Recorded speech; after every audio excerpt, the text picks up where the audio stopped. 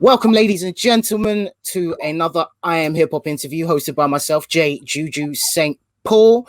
And we have the one and only, and I love saying that to people because, well, you are one of the one and only, SKANDOUZ is in the building. So, boy, how are we doing, first of all? How's family? How's the COVID experience been for you? Man, it's been tough, man. It's been tough as everybody, which everybody's been experienced, man. I'm a father. I've got some young children, so in homeschooling, I've had like periods of sending my kids to school and then hearing that someone in their year group has had a breakout, sending everybody back home for 2 weeks.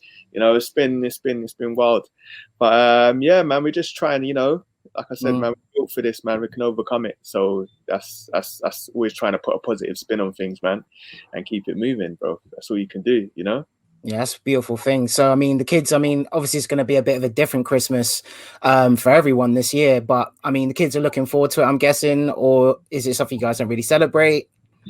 Yeah, we celebrate it, man. But it's mainly for the kids, man. I'm easy to please, man. If you just send me a pack of socks, I'm good. It's like, it's all about the kids, man. It's all about trying to bring the family together, even if it's via Zoom this year. It's just yeah, that's what it's all about for me, man. Yeah. Well, I think some people definitely disagree with that socks answer, but like once again, some people aren't as picky as others, kind of thing. It's the thought that counts, and I'm sure, and that's what you give across with that. So the best present you can have is peace of mind, bro. And some dry feet that never goes amiss. But why we got you here today is because you are going to be releasing your epic debut album entitled Nettie. When she sent me the private link, I've had my little private session. I feel all exclusive, and I have to say, you really have covered pretty much every angle you could think of when it comes into a spectrum of hip hop, probably minus trap, but that's neither here nor there, or drill. So just to give a little bit more background into yourself, so I'll do this whole big glamorous thing for you. So SKANDOUZ, you're a UK hip-hop artist. You've toured all over Europe. You were raised in Kentish Town. Also, your first single, I believe, that you released off this project with the video as well, with a couple of features on that. Great video as well. Great visuals. You're also very community-based, and you have over 20 years of experience recording and performing on stages. Now, you've worked with some of the most legendary artists in the history of the UK hip-hop, such as your Rodney P, Ty or TY, as he's also known as, Rest in Power, Black Twang, and also you are a solo artist, which is also kind of a unique stretch when it comes into hip hop, because you either go with the record label route or you try to build your own empire and have a bit more control on what you're doing. You're also a CEO of Club Freshers, which your record label, and you're also 1/3 of the hip hop supergroup Freshers as well. And alongside your other veterans, is it Archer and Dre Styles, if I pronounce them right? Yeah. Now, the controversial thing this year is we've actually had some really great hip-hop albums drop this year.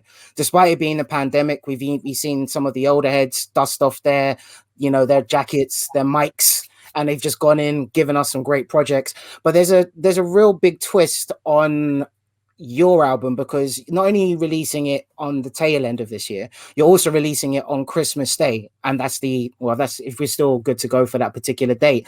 So just kind of going about on that side of it, what made you think, you know what, I'm not only just going to give this project, because this is apparently supposed to be 10 years in the making, because if I'm not incorrect, the way that you've described the story, Nettie's your auntie and she passed away in 2009, and as you said in one of your tracks, not too long after Michael Jackson passed away. I think that was on the Nettie song as well. So how did that whole process come together? So basically, as the story in the album says, man, this process has been 10 years in the making.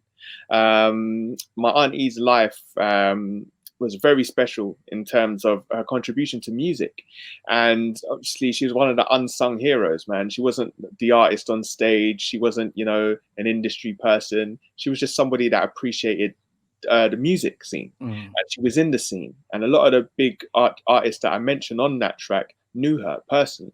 you know, and they paid tribute, and they sent flowers to the family home and things like that.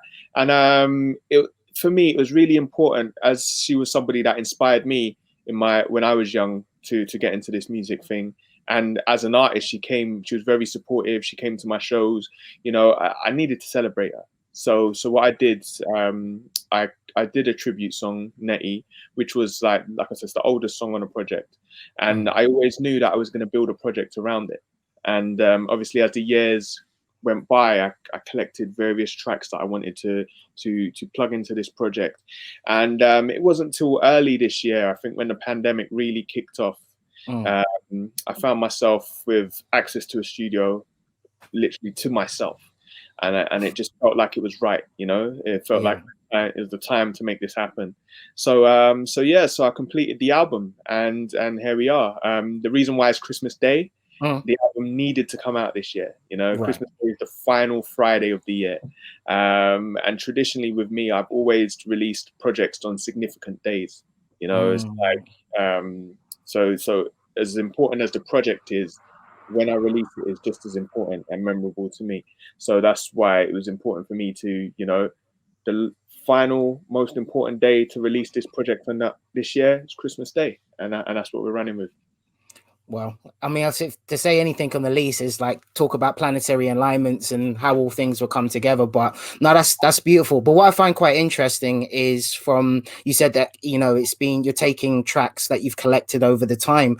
So like it's mentioned, it's 10 years in the making. So is it just being one of those ones where, because you wanted to give such a beautiful collection of music, and also well thought out, that it had to be done in that sense, rather than just rushing out and then, you know, pouring your heart and soul onto it, maybe making an album a year or 2 years after her passing?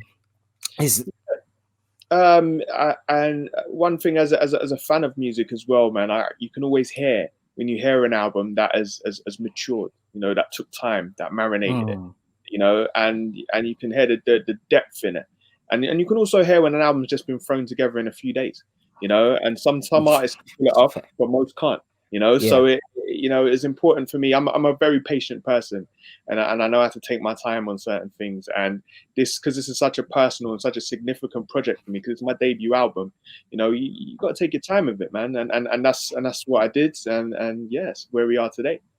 Yeah, no, and I can definitely tell this has been a very well thought out album as well. And even the samples that you've used, you know, from classics, I definitely like Anniversary. We'll get into that in a bit, but it's as soon as that dropped, I was like, he's going there with this. I was just like, yeah, okay. You want to play? You got that Tony Tone, that Raphael Sadiq little twist, that little bit of spice, beautiful, and then you got your Angie Stones. But I mean, on the album itself, so you've got some real heavy hitters that you've allowed to feature onto this project. So you got like the likes of Chuck D, Ill Mind, you've got Black Twang, Freshers, obviously, you know, once supporting the group, Seabag, Lara Lee, and that's just to name just a few of them.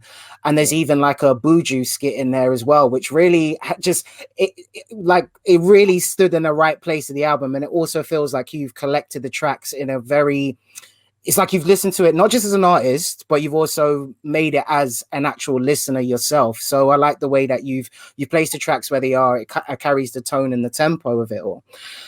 So, but just to give a bit more insight into who Nettie was, because I've only can take what I've got from the music. And like you said, you know, like you've mentioned, you know, opening for people like Kasabian, you know, even Coldplay, putting a tribute on their website, you know, big, you know, poster outside O2 Forum as well, or the O2.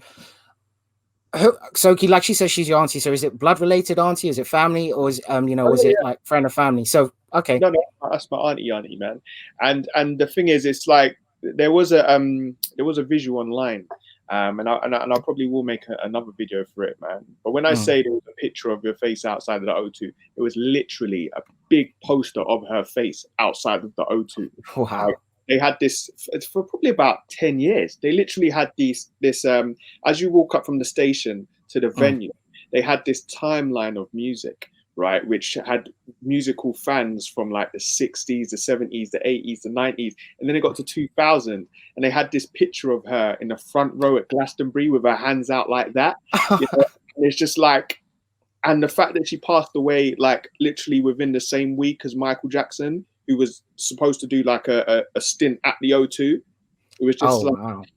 you know, it was crazy, man. And that was basically her mural for like about 10 years. Like people would put flowers and posters up there, you know, and yeah, she was a really special person, man. And, you know, it shows in the music. You know, when we were sitting down with the engineer, they were saying this is a very eclectic album.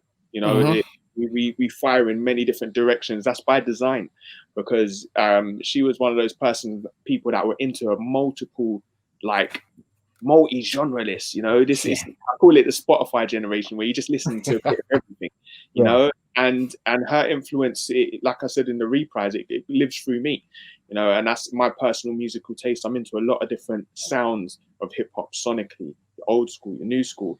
You know, unfortunately, there's no trap and no drill for the lovers of trap and drill.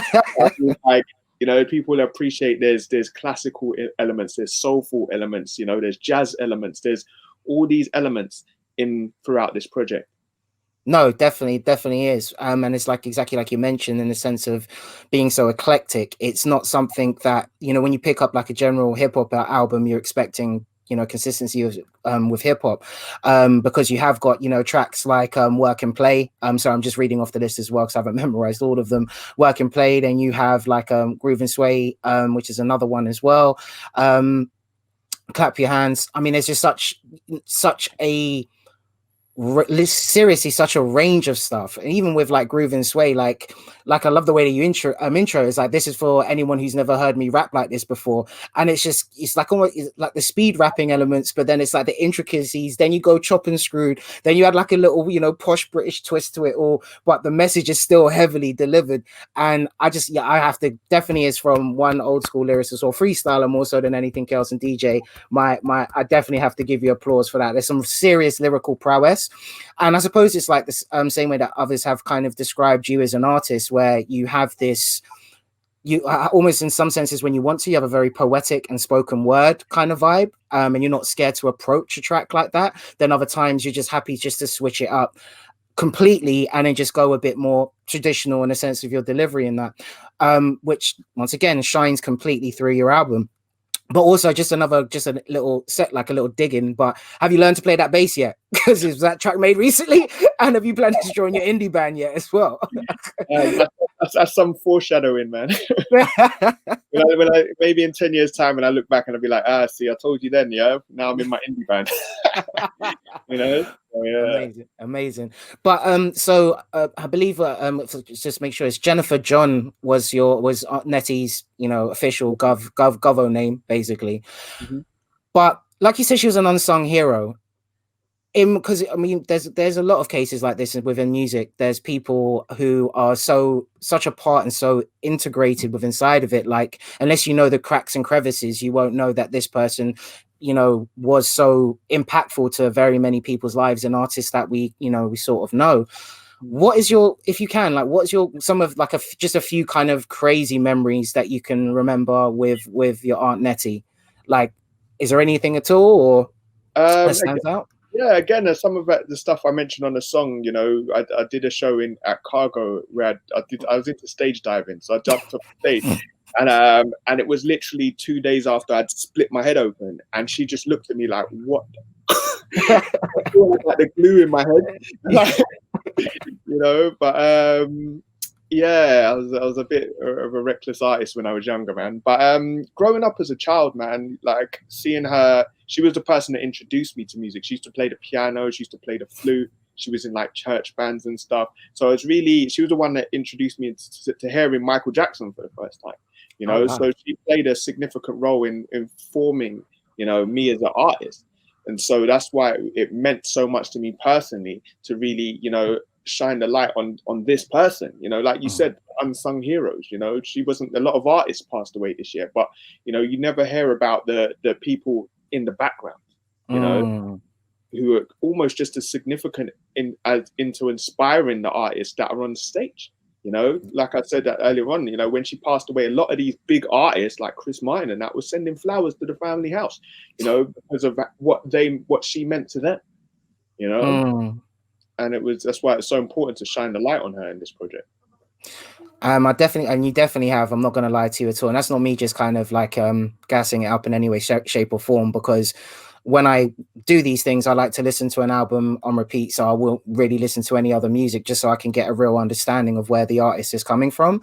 And please don't, think I'm, overstepping something, but I'd honestly think should be, really proud and, really would have enjoyed this album as well. So truly rest in power for obviously such an amazing person, amazing woman, and also someone who's influenced not just your life and in fact made you SKANDOUZ as we know today, but to all of the other people that she's, supported. And I guess it's like, even from that little clip at the end, when she's, I suppose that's when she's getting filmed, you could just see, you can hear the passion. And that's something, being a music lover, there's nothing on this planet that can ever take over that true love and feeling for music, not just one genre, but music in general.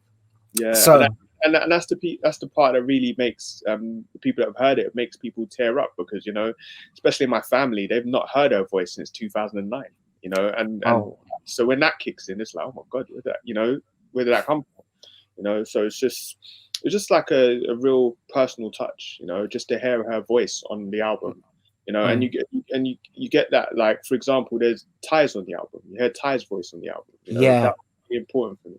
So these are things that I've done intentionally, Well, it's like I said, well thought out as well, especially because even I like the Thai bit at I think it's towards the end of the intro, and it's just like we just take the right parts and we make sushi. I was just like, do you know what? I never got to meet the guy, but from the way that yourself and even the Global Faction guys, like the way he was so intricate to this side of hip hop in the UK, it's kind of one of those ones where you even think to yourself, it's like, wow, I can't believe I missed that buck kind of thing, because he just has this spazz, I suppose, using an old school kind of word, and it's just kind of thing about him that seems to have brought out the best in a lot of the artists that he seems to have met or collaborated with. So once again, rest in power.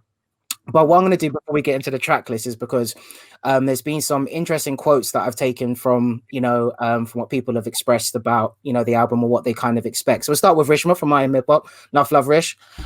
So what she's basically saying is, what I expect from Nettie is musicality, lyricism, content, and range. When I think of the greats, they have the ability to tell stories, engage musically, and cause the listeners to reflect or think differently. I believe he has this type of album within him, which you 100% have done. I mean, like with anyone, I've got probably more favorite tracks than others, but at the same time, when you sit down with it, like, once again, it's a really good listen. So this is from Emerson from First World Records. An MC, there is great lyricism, energy, and purpose in each verse. Comparisons to Busta Rhymes, Guru, Black Twang, and J. Cole for content come to mind. He's able to adapt to tempos and rhythms, but really sits comfortably in live jazz settings, almost spoken word, which we've obviously mentioned just a bit before. But I have to say, that's some real. Those are like literally, I could say, standardly, each one of those artists I respect or I've got enough love in the game for. So definitely in high esteem. And Archer from Freshers, as you know, he's both lyrical and harmonic in delivery, blending genres seamlessly and interchangeably. Do you agree with all of these statements that have been made about you, SKANDOUZ? Yeah, they're relatively accurate, man, from people that know me and my music quite well, and those quotes are before the album before they even heard the album. So they kind of had an idea of what was coming, and I made sure I did that before we released it. I put out a questionnaire to some people, and I said, "What do you expect?" And yeah, they just all spoke from the heart, and that's why I quoted them, man. Yeah. Well, that's quite interesting, though. So you actually, because you won't hear that from many artists who would basically take the initiative, and I suppose, given the current year we've had, but was it this year that you sent it out to them, or was it a bit? So, and okay, is it literally, I'm guessing, during the pandemic? So even then, that's quite intuitive and inventive. Like, that's a way of taking something that we're all going through, where you can't have the ability to just go and speak to your fans or perform live, but you still found a way to connect to people who not like you said, who know you in the industry themselves to give you that kind of what you kind of expecting from an album, which then in turn, I suppose, also helps with the track selection. So now getting into the track list. So that segue there. What was your thought process when you were constructing these tracks? Because I mean, you've got a really good body of work, but were there any songs that you thought, didn't make the cut, or ones that you really would have liked to be on the cut itself? Or was it literally, I knew what I wanted and these are the ones that are going on the album? I think I had to trim a bit of fat, actually, because I had this wild concept at the start of the year. There was supposed to be a Freshers album coming out, and along with my album, but because they shut down live shows, because we were supposed to be doing festival run this year, so we had to push the Freshers project back a year. And the Freshers album was going to have 20 songs. My album was going to be 20 songs. It was just going to be like some play on 2020. But so after getting rid of that idea, I trimmed it down a bit. So some songs hit the cutting room floor. Some people be surprised that the Thai tribute didn't make the album. For me, the reason it didn't make the album, because it didn't make sense to have a tribute for another artist on an album that's a tribute to somebody else. So, yeah. So even though it was a tough decision, and I thought it'd be more powerful for that Thai song to just stand by itself. And I mentioned Thai in the album anyway, so he does get his tribute. And there's a couple other little bits that didn't make it, and they might be saved for a future project. So I don't really want to reveal what they are just yet.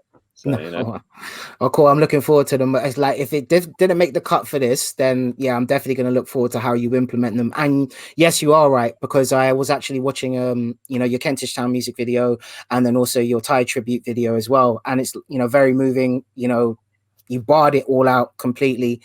But yes, you're right. I see completely where that thought process goes, because and obviously, being it as a standalone, I think it does have a little bit more impact, as well as that kind of standalone single, shall we say, towards such a great and influential artist in the game, and much more as well.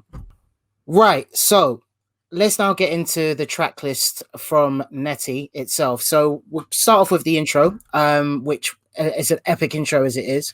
You've got an amazing bunch of people who are shouting you out. So you got the likes of Pete Rock, Talib from Beat Nuts, Chuck D, J. Rue the Damager, Skinny Man, Black Twang, Ty, Rest in Power, Brother Ali, and you said Most Play was the other person.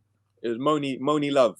Moni Love, my bad. It's just that some of them I couldn't catch when I was listening to them. But that's like a serious array of people shouting, shouting you out. And then on top of that, an amazing beat. And then your bars just to kind of set the tone for the whole album.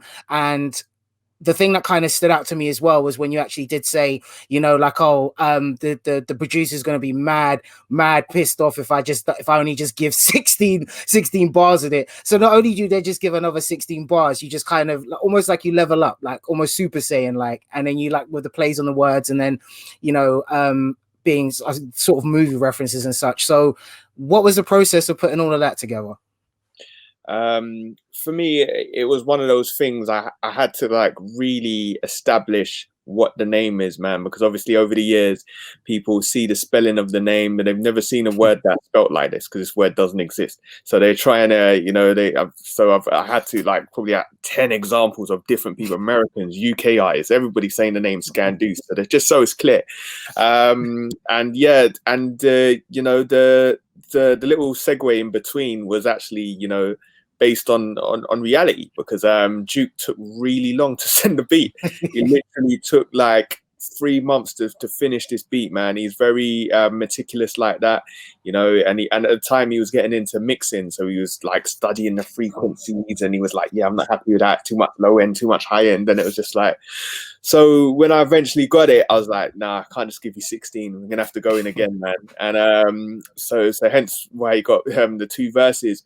But as a bit of like a bit of a nerdy like movie buff, I'm really into like Easter eggs and stuff. So there's a lot of like hidden references in that verse, and some sprinkled out throughout the album too, man. So it's one of those things, you might not clock everything I say first time, but as repeated listens, you'll catch some bits. So yeah, bit of fun, man. Yeah, definitely seemed like he did. And yeah, no, I'll give it to him. The beat was absolutely banging. Definitely well produced, and I know what it is being a perfectionist as it is as well. So yeah, but he's definitely did you justice, and it was a great way to kick off the album. And I believe it was also Chuck D also finished that gave like a little bit of you guys were having a bit of a conversation regarding the use of the N-word. Yeah. And so how did that come about? Yeah, so me and I interviewed. I've with the freshers. We put out a track a few years ago called N Words, you know, and it was a play on, like, we had a whole song. It was called N Word, and like the song was full of N words, but the N word. So it's like I've always been one of those people. I've never been I never quite understood why UK artists felt they need to throw it in their songs. It didn't make sense, you know. It's like they didn't understand the history or the context behind it. For me personally, I think it's played out. It's a word I don't use. And I had the opportunity to speak to Chuck D, and I posed him the question, because it's like, if you're going to ask anybody, you might as well ask Chuck. So he dropped some knowledge on it, man. And another producer in the camp, he flipped the same sample that Duke flipped in the intro, so the songs actually naturally gelled together. So that was the reason why the two, and how I ended the verse segued into the interview anyway. So it just it worked. No, that's dope. Because it really, yeah, you're right. Because I mean, it's not until you actually really listen to it, but then now actually knowing how it all kind of came together, like Voltron, definitely makes sense. Because when I was listening to it, it almost sounded like it was its own individual kind of skit, even though it kind of is. But the fact that you've put that little bow on just the intro to say, yeah, here you go, now to enjoy the rest of the album. But funny enough, I did come across a KRS video, and I'll send that to you, about reference to the N-word, and it's actually added quite a different twist, but it's just the same way as it's, you know, it doesn't change the narrative. It depends, you know, whose mouth it comes out for and how people use the word. So strong words and great message.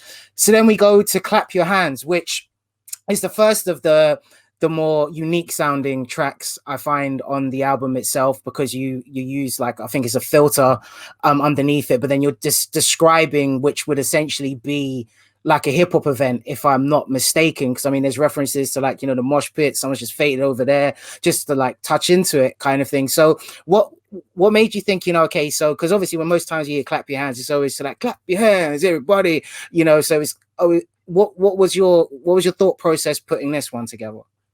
Right. So this was a track that I produced, man, and I'm a very sample based guy, man. So we flipped this really old Stevie Wonder sample from when he was a kid. It's a song called Fingerprints. And, you know, he was at the start of the track, he's just hyping up the crowds. You know, he throws in a little harmonica solo at the end. And it was just, you know, it was reminiscent of the grimy underground, you know, early, like, when we used to go Kung Fu and all those, like, Subterranea, like, all the hip hop heads will know these type. It's that grimy UK gritty feel, man. And, you know, being in those mosh pits, getting someone's elbow in your jaw, you know, them ones. Is the memories of that, man. And, you know, so just trying to capture some of that in that song, you know, whilst kind of like outlaying the state of play, you know, where I'm at right now. So it's like, you know, it's just a nice little jump off for the project, man. So, yeah. Yeah, no, and it definitely I felt that. And it is one of those ones where I would say to anyone after this, once you definitely go listen to that track at least 2 or 3 times, so that you can pick up the stories and the gems that are being dropped, because most people wouldn't even know what a mosh pit is when it comes to hip hop in this day and age. I mean, I don't get me wrong, bit of an, like, in a sort of bit of an age gap, but I remember Notting Hill Carnival and going to like Radio 1 and those places back when Westwood was playing, and it was mosh pit central all the time. Mosh pit central. So yeah, definitely brought back some interesting memories, to say the least. Listen, I love a good mosh pit, man. I could tell you stories of being in a mosh pit when I was 18, getting thrown all over the place, and then being in a mosh pit as a 35-year-old man. You know, it's just this, you know, you know, it's just, yeah, man.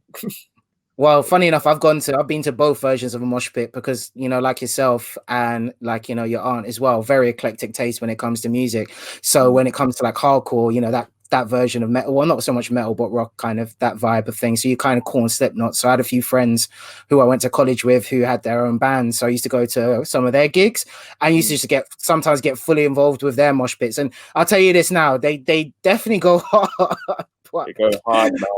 You have the whole someone's beer on your head, your phone will be missing, your shoes missing, you know, all sorts. Well, for some strange reason, you feel better. Alive, right? Yeah, definitely. Also, kids, do take your time and mosh safely. Right, so onto like, I would have to say the other than the intro, Clap Your Hands is obviously is, you know, that just that unique, eclectic, old school sound.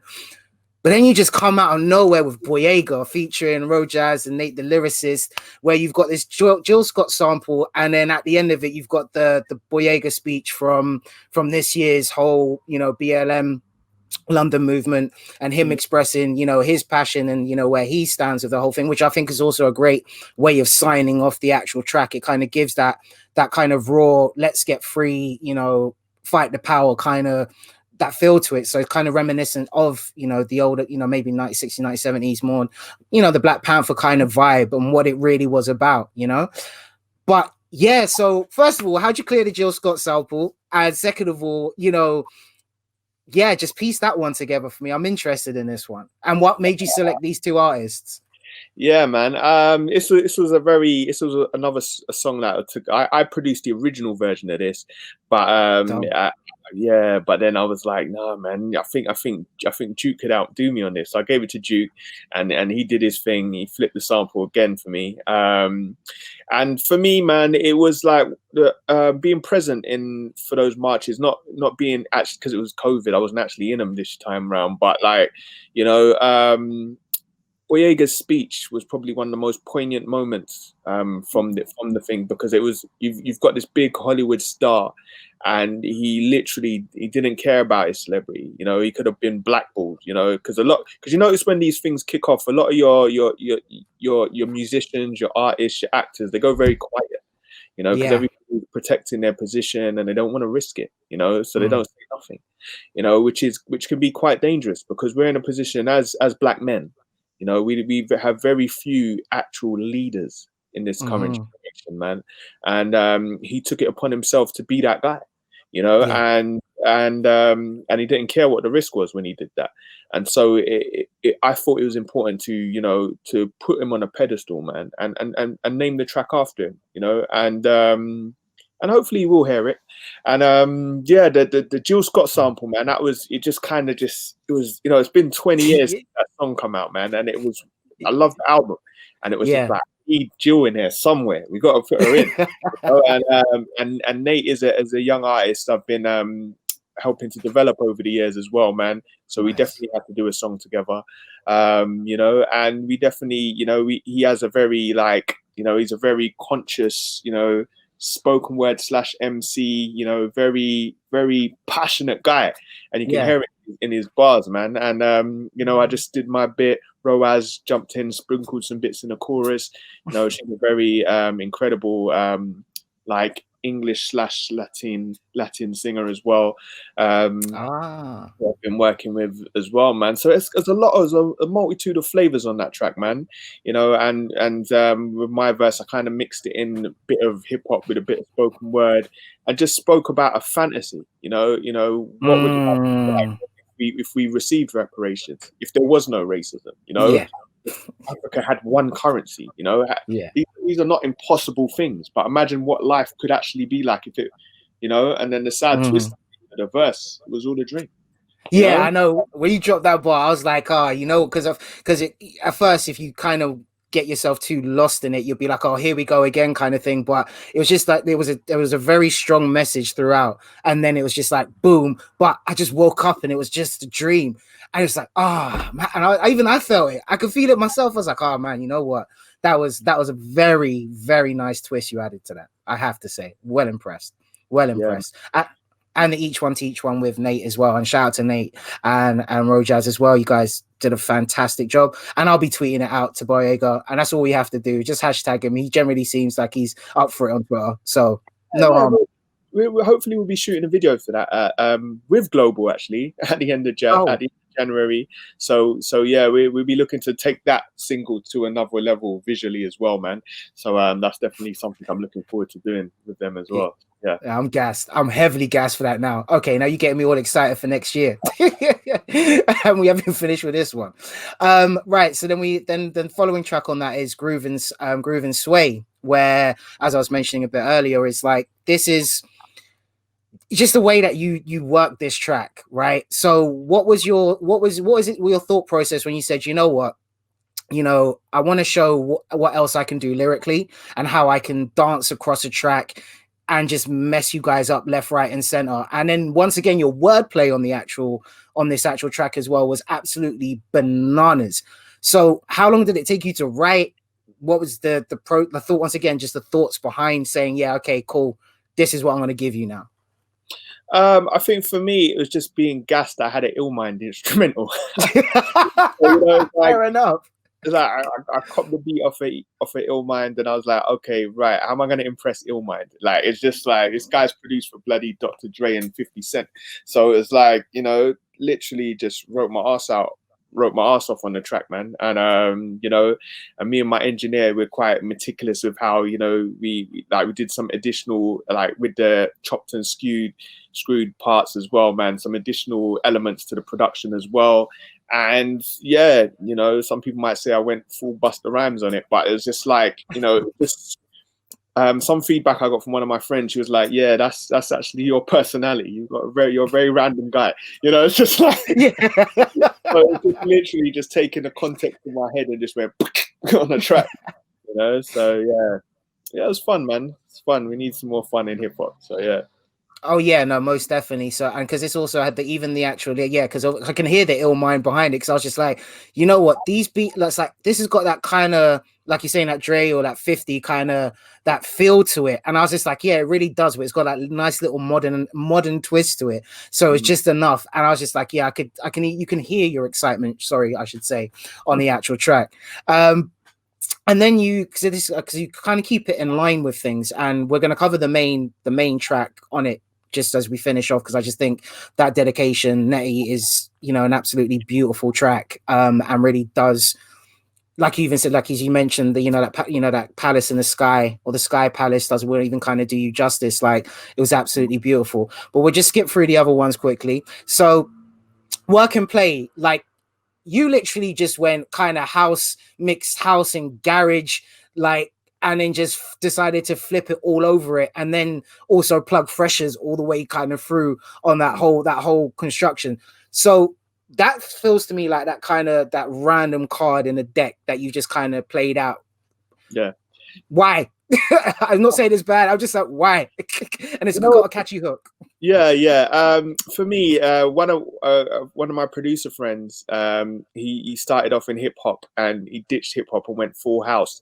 And he always takes a dig at me. He always says, like, you always got that friend that always like, ugh. Yeah, so oh, you guys are just boom bap, man. You just do rap. You can't rap on any other styles. You can't da. I was like, oh really? All right, cool. Give me a haircut, and it's challenge. So it's like, it's like, if you can MC, you can MC on anything, really, And I took it as an opportunity to write something quite motivational. I'm self-employed, and we don't live. Anyone that's self-employed knows we don't do 9 to 5. My day is literally 9 in the morning till 9 at night, and maybe 4. Just continuously working, man. And that's kind of the impression I wanted to put across in that track. I wanted to motivate people and inspire people. That's how we do. We keep going, boom, boom, boom, boom, boom. And that's kind of the positive energy that we try to put across. And push the group as well and the label, and just say, look, man, we're self-employed, we're independent. We have to put in the extra graft. There's no like management or publicists or any of that stuff. We do it all ourselves. So, No, it definitely comes across in it, because when I was thinking about it, even as a DJ, it's like I could actually throw this in a bit of a housey part of my set, and no one would actually know any different. I think the thing that would shock them the most is how much lyrical prowess is within the whole thing. And I wouldn't be half surprised if that starts to circulate on that house scene. You'll probably hear remixes coming out left, right, and center. I wouldn't mind a deep house version of that as well, to be honest with you. That'd be quite cold as well. But it really does. sorry, one quick thing, bro. Let me shout out the producer actually, because a lot of people won't know that it's produced by Chrome, who used to sing with Dizzy Rascal, and has Oh wow. Dance for Me. So he jumped in with a Club Freshers movement, and he's recently started becoming producing now. So he just gave me a bunch of beats, and he was like, his beats are more like this kind of dancey, two-step, garagey kind of vibe. And yeah, so that's what he's trying to do now, man. So definitely big up Chrome on production. Yeah, shout out Chrome as well, man. And yeah, definitely he delivered hardcore, because it's just, once again, it's like these two tracks, and that's why I said I like the way that you position the tracks on the albums. These two really stand out in a sense of how far, you know, you go in the sense of versatility of what you then apply to your beats and that consideration from it. So if anything, no one can ever take that skill away from you at all. Now onto my, like, another one of my top, like I said, there's nothing, I hate to do it, but I have to do it, just being me and a proper music lover. Nothing on my missus, bro. I must have had that on repeat. Like, I'm telling you, I've had that on, it's hard for me to skip these next three tracks, just literally because they are banging and they are legitimately it's so refreshing to hear a new take and angle on appreciating females. That's what I'm trying to get to here. So Nothing on My Missus, like, yo, like, when you find a good one, that's, you know, that's that dedication kind of tune. But yeah, break that one down for me, bro. Like, how, like, the hook, everything. Did that situation happen? Did you get approached like that? Is that what it was? It happens, bro. People that are married will tell you that story, man. A shout out DJ Lock on production as well for that one. Yeah, man, I wanted to create a tune. You know, you got guys that brag about their money and brag about what they do in the streets, and, you know, I thought, okay, cool, I'm gonna brag about being married, you know, and brag about, you know, just with the same swagger, and, you know, that they would. And yeah, and it is a different angle to come out, man. But it's like, yeah, man, you know, and as you probably can hear in the other two tracks as well, as hip hop artists, you know, we don't celebrate marriage. Why not? You know, it's an accomplishment, bro. Yeah, yeah, hard work, you know what I mean? It's not many people get to see it, so it's like, if you've got it, celebrate it, bro. You know, and that's what I tried to do with that track. So yeah. And did the missus appreciate? Well, I'm sure hopefully she did, but did she appreciate it as well, or is it just like, oh, here you go again? I don't really do that. In fact, that's a lie, actually. I do throw in tributes to the missus on Freshers tracks as well, man. But I think it's one of those things every artist probably goes through at some point. If you've got a missus, they'll always be like, oh, why don't you write a little song for me? I don't even get a 16 bars. And it's like, okay, well, you've got 3 songs on this album. Like, I've done my justice for at least 2 weeks now. Like. Yeah, you can at least wait another 2 projects, right? I could go back to this. No, but like I said, like for yeah, you're right. It's just that, I think that's the best way to describe it. It's just got that swag, like even just the hook itself. Got Nothing on My Missus, bro. Yeah, you got me hooked on that one, bro. That's definitely gonna stay in one of my favorites for a long time. Then it goes on to Anniversary, where Cheeky, someone used a very old school track, and like this shows, I suppose, maybe more in this case if you're a music connoisseur or potentially your age. But as soon as I heard that first note, I was like, oh my god, he's got Raphael Sadiq, Tone. Anniversary, which is one of my favorite tracks off that particular you know, album as well. I've even got my own playlist of Tony and Raphael Sadiq on Spotify. So that just goes to show you how much I really love. It's just amazing talent. Then just to add, you know, a further twist to everything, you then have Nino Sip, then you have Black Twang and G-Bag. Now, all of your verses killed it, man. Like I couldn't pick. I can't honestly say I couldn't put one on top of the other.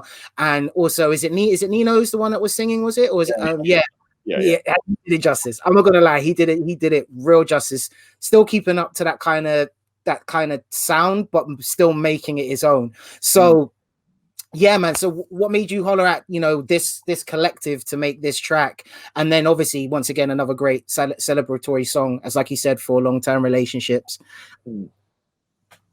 Yeah, I mean, it was needed, man. You know, it was needed. You know, all these years, my motto has always been, man, you know, I mean, if I don't hear it in the music, then make it, you know. And I couldn't point to a single record that was just celebrating marriages. you know, with artists that were married, and there's a lot of us, you know, and so it was like, you know, and it's interesting because you don't usually hear artists like Twang and G-Bag get that personal and just talk about, you know, what it's like to be a husband, you know, and, in hip hop. So that was key for me, man, and so it was nice, you know. I made sure that Twang got a copy early for his wedding anniversary, so he could play it to his missus, and he appreciated it. Oh, wicked. So, yeah. So yeah, man. So it got all of us good graces this year. Yeah, winning. Yeah, you're looking after everybody. Yeah. So yeah, man. But I mean, in the bigger picture, man. We're just trying to celebrate like long-lasting marriages. It's an accomplishment, man. I've heard Black Thought say it in a couple of bars. You know, celebrate long-lasting marriages, man. So that's what we try to do. Well, you definitely, like I said, definitely achieved it with that. And obviously I'm single at this point, but that was, once again, not gassing, but that's definitely one of them ones where I could be like, okay, cool. When we hit anniversary, then I'm definitely going to drop this on like standard. You know, she has her stuff, I have mine, but you're right. You did very, and like you said, at the end of it, there's not enough people, as you just expressed, celebrating this type of long-term commitments within hip hop and relationships. So it's a nice way of taking it off the streets. I want to say to the sheets, but you know what I mean, off the streets, basically into the, you know, back to yard where it's, you know, you're safe and loved. Then further, then you then hit it again with your other, you know, female centric track, Lady, with Maslaw and Lara Lee. The way that I kind of described this was a beautiful love letter and triage of artists to deliver this message. Because even the way that, you know, Maslaw kills it, but then Lara Lee's just, you know, vocal rendition, that kind of, you know, spoken word, but just flowy kind of vibe, just kind of wrapping it all up to say like, yo, you know, like love and respect King, because the same way you're treating her as your queen. So how did that particular, you know, thing, you know, this particular track, Lady, come together? I'm interested in that. Yeah, it's all about timing, man. And big up Nino's tip, because he actually produced this one. I'm into my rare grooves, man. So I found a sample and I gave it to him. I said, "Can you do something with this?" And he was like, "Yeah." Boom, came back with this track, man. And I think Nino, I mean, Maz just had his first child, and he was like glowing, and he wanted to celebrate baby mum. So you know, we had to find a way to make that happen. And Lara Lee, one of my oldest friends in music, man. Some people might know her as Floetic Lara. She was a finalist on The Voice, actually. Wow. And she just came through and done her thing, man. She flipped the spoken word with the rap and the singing, and she's just so talented. So I definitely wanted to show her some love on the track and celebrate her, and in her in turn celebrate us. You know, it's just a nice positive vibe, man.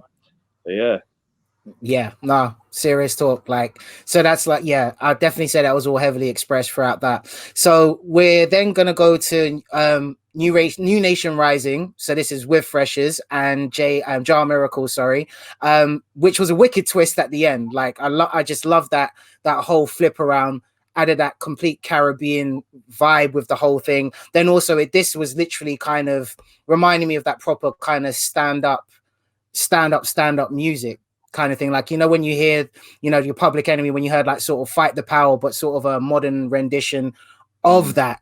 And you really deliver a strong, powerful message. And what I do like about it is that it's not too overly aggressive, like the same thing that a lot of people are scared to hear when we talk about, you know, us succeeding and, you know, building our own nation again. But I like the fact that you're pretty much saying through the track, this is a new nation rising, and this is happening now regardless, and this is what we've got to do in order to achieve it. So was this kind of influenced off that kind of whole movement, or was it just once again just a generalization of the fact that we need to pick ourselves up and go forward? Yeah, it's definitely a call to arms, man. But there's added layers to this record, because the actual original song entitled New Nation Rising was a composition by my mentor, Dr. Shirley Thompson, who was first ever female orchestra of the Royal Philharmonics in the whole of Europe. So she's a doctor. I think she's a OB or something now. She's really it's doing a lot. But so anyway, so she composed this piece for the 2012 Olympics, and so this was kind of my way of flipping it with a producer friend of mine called Mezcla, and putting a hip hop twist to it, and obviously inviting the freshers, my group, you know, to do something like very powerful to this track, and on top of that, obviously Miracle, because one of the other sides context to this whole album is that a lot of the collaborators, including the producers, are all people who are close friends and I've worked with for like the last 20 years in some way, shape, or form. We've kind of like formed like Voltron on this album. Yeah, that's like one of the exciting things about it. But yeah, man, me and my brothers, man, we're very in tune with each other, and as soon as I showed them the track, they knew what to do before they even heard my verse. So they just came through. We just, you know, blended nicely on it, man, and everybody's just on there like, yeah, it's a call to arms, man. We gotta make things happen, you know. And like you said, the good thing you referenced Public Enemy, because it is kind of on that vibe, you know. When Chuck, I was like, where you know, Run the Jewels do it, but we need more of that, you know, big, yeah. You know what I mean? Like, you know, vibe. Yeah, man. Yeah, like a truck full of speakers, literally just disturbing your neighborhood. We're just letting you know we're here. Yeah. No, you absolutely killed that one. Then it actually then led on to just as much of a powerful message from Buju, with like just, well, powerful, like I just said, or just this strong message, but also this kind of way of us re-looking into what we have lost. Because I like the fact that you use this particular skit or the sound bite, is because when he does say is that, you know, we're so used to destruction, we're the most destructive, you know, force right now on the planet. We've learned how to do that, so why we need to learn how to build. It's almost in a sense of that taking away from one hand that, yes, you know what, we have destroyed a lot, we've gone through a lot, but at the same time we need to go back to self, we need to go back to source, because they're rewriting what we know. So was that the kind of the main, that kind of fact of adding that at the end of New Nation Rising? Because you didn't even add it to the end of the track, you actually gave it its own, you know, skit, you gave it its own track in its own self. So what was the passion behind putting that particular one forward? For me, when I first heard the speech or the interview with him, it was like, you know, it connected with me immediately. You know, because Buju, who dropped an album this year, had been in prison for like a decade, and you know, but you could tell when he came out of prison and was on, you know, his promo tour for his album, he was just giving off a next energy, you know, and it was so powerful. Every interview, everything was just so powerful, man. And I'm personally, I'm quite a religious person, and I didn't think, even though there are God references throughout the album, I needed that, just needed that little bit more, and that's what he provided, you know, and that's, you know, he encapsulated everything I wanted to hear at that moment in the album, and that's why I had to use it and position it right where it was. So yeah, no, dope, absolutely dope. And it's also, once again, definitely worth a good listen to as well. And then we had the we'll jump to this one then, because I think this will be probably the best way to jump onto, because obviously we're now going to jump to Nettie Reprise, which is featuring Min, which, yeah, I mean, do you know, it's so hard, because touching on to Nettie itself, so that's your auntie, as we mentioned earlier, Jennifer John. Even when you told me, you know, you're not told me, but you're telling us how it all happened and the steps and everything else that you went through, and you know, so you know, we've highlighted earlier, you know, being, you know, a face on the side of the O2 and Coldplay's, you know, Kasabian, you know, all of these people who are already, you know, industry greats, who are just showing love and support to all of you lot. To say, like, she did mean this much to us, and you know, we're so grateful to have had someone like this in our lives. So, because I'm not sure, like, I'm sure, maybe I misheard it, or maybe I'm thinking I heard it, but you even, you know, saying that even writing this song, it was hard for you not to kind of hold the tears back. So this is actually Nettie, not Nettie Reprise. So this is one that's more, you kind of, I think at times it's like it's kind of like a dance between spoken word and rhyming, because there's points where you can hear, like, I don't really care about rhyming now in a sense of a syllabistic kind of classical hip hop sense. Right now, I just want to say what I want to say, but still give it a beat and give it real feeling and emotion. Yeah, so just break that one down, because I'm sure it weren't easy. No, it was very tough, man. And like I said at the start of this, you know, this album started with the Nettie track, which was 10 years ago. Now this reprise was completed this year, you know, and it was kind of like it's the tail end of the story. That's why I called it a reprise. You know, I had time to reflect and, you know, really put my thoughts and emotions in order. And obviously looking at I mentioned looking at the artwork and how I wanted to represent her the best way. You know, and you know, it's a really significant part of the album for me. Like you said, it's very personal, and I like to think it's quite relatable as well, because a lot of us have all lost somebody we love very much, and we always think to ourselves, okay, how can I represent this person? How can I still, you know, conduct myself with this, you know, show this person's spirit in the best light through the actions that I do going forward, you know. And for me, that's why this track was so important, because I really had to, you know, express that and just show, you know, we're here to celebrate you, and this is what this project is about.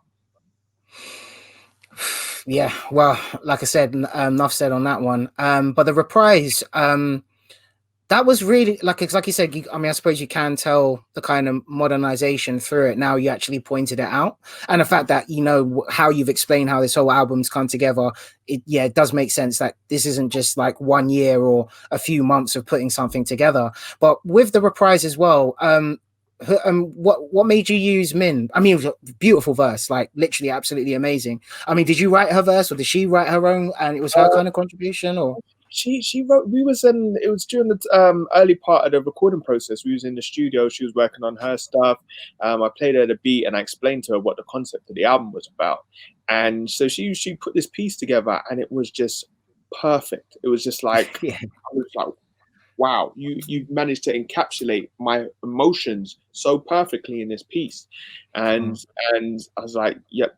And it helped inspire what I wrote afterward, you know. So it was beautifully done. So definitely big up Min, man.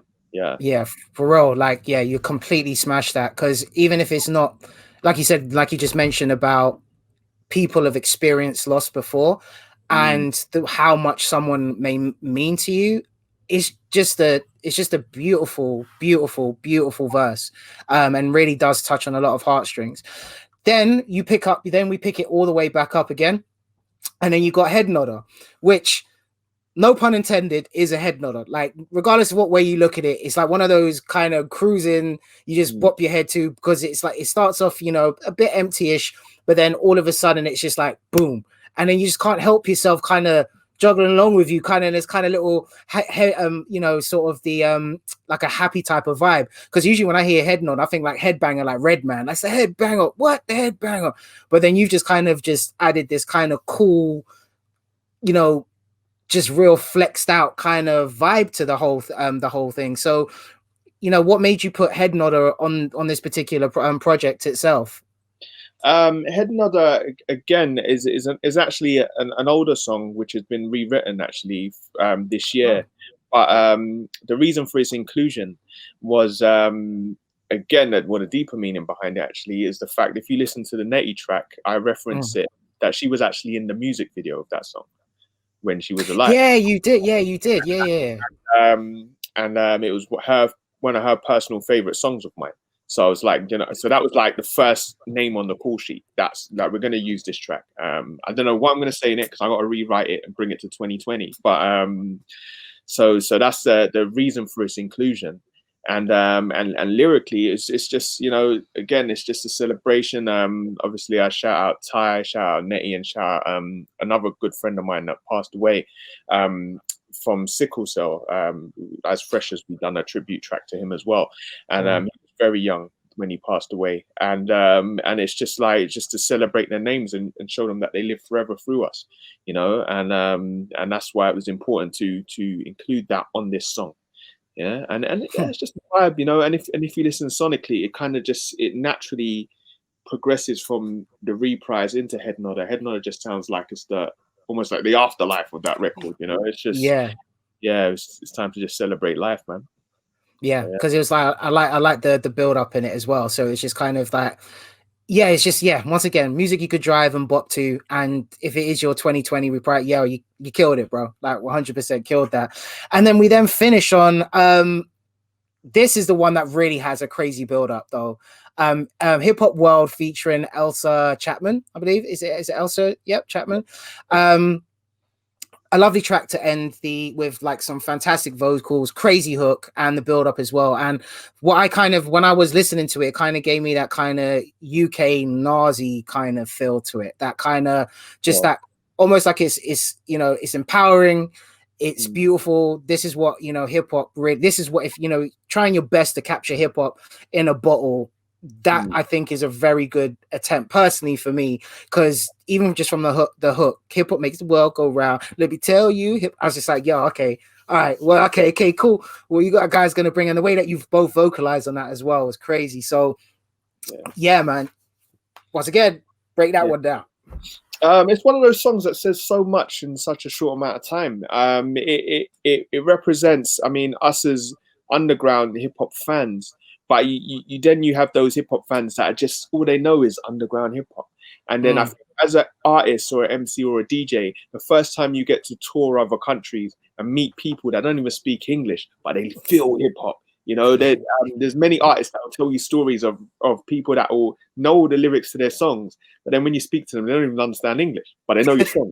You know, and it's that feeling of how hip hop is represented in other countries around the globe, man. And as an artist, having experience performing in different countries across Europe, and being close friends with industry number one, who literally did a documentary of going around the whole world, like meeting people that are into hip hop and seeing how it affects their lives, man. And it's just that, how do I encapsulate that? And you brought up a good point. Like Nas used to have those tracks. I think on, was it Nostradamus or something like that, and he had one Stillmatic, where it's like, it's not just about I'm the dopest underground rapper, let's make some heal the world type music.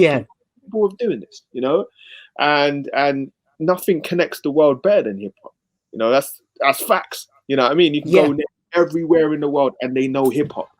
They don't know rap, but they know hip hop. Hip hop, They don't know bluegrass country, but they know hip hop. Hip hop, That's the beautiful thing about it, man. And we're ambassadors of the sound, whether we like it or not. You know what I mean? Wherever we take this around the world, this is our calling card. We it's how we communicate and relate. If you're an MC, if you're a b-boy, a DJ, a grapher, you speak to the guys from Global where they've gone to, was it Gambia? Did they go? It was someone in Africa. Wherever you go in the far reaches of the world, man, we communicate through the art of hip hop. And that's why it felt important for me to include a song on the album which was just literally, this is a global song. To the underground heads, they might think it might sound a bit corny, but it's the perspective is not underground. We're going around the world with this, and that's why it's important to have that song. And with me being my little classical music buff, I had to have the big crescendo at the end, and then just end. That was crazy. So well done. It is very much a very beautiful kind of love letter to kind of hip hop, but also just the power. You are right. It's the power that it brings. And yes, it's the most popular thing in pop culture at the moment, but because you can't even escape it. You listen to regular just pop tracks and you can hear the 808s, you can hear your hi-hats, your kicks, your drums. But furthermore, it is that kind of connection to things. So it was the can't remember the name of it just off the top of my head, but I reviewed like a recent hip hop documentary which actually showed that, like the political power it has in places like Greece, from the fact of it, in places like Cambodia, where it's taking kids off the streets just so they can learn how to be like, it's more than like most people paint hip hop as, which is now being painted as big gold chains, rims, loads of girls or loads of guys, depending on which you're into. Now we're getting more balanced with it, but it really is. It's something you can do no matter if you're broke. I think is the best way to explain it. It does nothing stop you from banging a beat out on the table to just writing a couple lyrics or poetry. And I think you really highlighted that beautifully on that track. So thanks very much for your time there, Scan. Sorry, go on. Not cutting you off. Sorry, bro. I was just gonna jump off what you're saying, man, and that's why it's so apt that we're on a platform like IAmHipHop, man, because it just hip hop as a culture. It just, I mean, it's the only thing that transcends. You know what I mean? Like your financial status, your sexuality, your religion, your what I mean, your race. You know what I mean? It's probably the greatest thing in the world if you think about it, really. Yeah. And that's what I try to do with this project, man. Give you guys variety and show you like we can take hip hop in all these directions. Yeah. Universal power thing, maybe best way to sort of describe it, considering where it's come from as well. But you're right, and it is thanks to platforms like IAmHipHop, but then it's also thanks to people like you. So thanks in a sense for the album, because it's very personal as well to you, and I'm sure it was just as fun, like you said, when you're working with everyone you've been working for 20 years, coming together and building this project, and all the support that you've had. Sure, family really appreciates it as well, especially with that little nugget at the end of Nettie, hearing a voice that's just come out of nowhere. But the fact that you've been, so openly expressive, you went hard, you've had fun, and I personally think, from the case of what the UK's come out with, especially for this year, it's definitely stands in its own, in its own pedestal, effectively. And it's not to challenge anyone, because we're not trying to bring you into a battle rap or nothing, but just saying, like, look, real talk, go give this a listen to. I doubt very much you'll be anyway disappointed, especially if you're really into your lyrics and beats. And I didn't realize that you produced a couple beats on that as well. So, bruh, hats off to you, man. Multi-talented by all scales. So when so we said it, like, we know it's on the 25th of December. So where can they get you? Where can we find you, listen to you, stream you, download you? Man.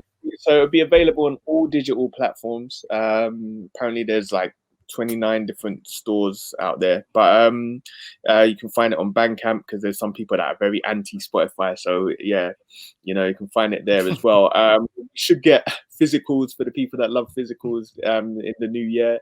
And I'm literally SKANDOUZ, SKANDOUZ on everything. Like, if you're into Insta or Facebook or whatever platform you want to find me on, I'll be there. Brilliant. All right, so, well, this is another IAmHipHop sessions, effectively. I think the best way to kind of end this. But once again, thank you so much for your time today there, SKANDOUZ. So wish you and your family, pleasant, happy holidays, or however everyone wants to call it, without offending anyone out there. But have a great one, guy. Catch up soon, and we'll sign out for now. All right. Yeah. Peace. To you, and thank you for the interview, brother. And much love going forward, bro. Much love. Thanks, bro. Cool.